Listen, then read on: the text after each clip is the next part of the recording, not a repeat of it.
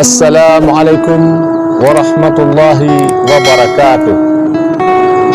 Pemirsa New Channel Salam Pujangga mempersembahkan sebuah kasidah Aceh yang penting untuk tadingo, karenanya laku peringatan bagi kita yang akan menghadapi sikratul maut, yang berjudul Kapai yang Tajam. Bismillah ya Allah, kapai yang tajam,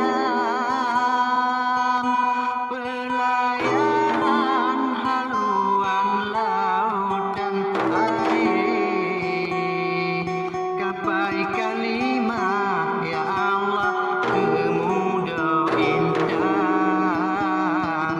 alih ketian di dalam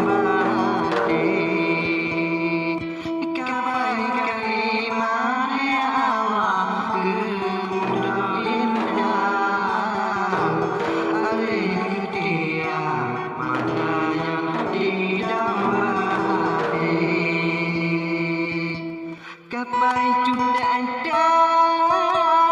tajam hantabe,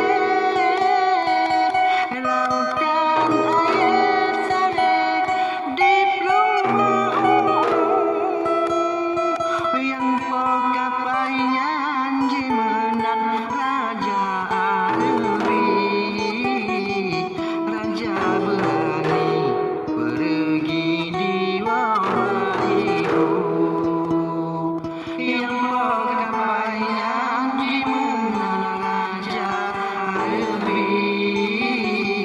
raja berani pergi di bawah ibu.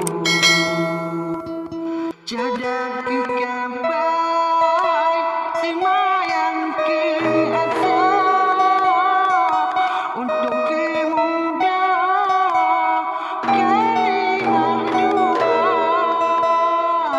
rukun telah berdua kita tipe dua kelabang muda.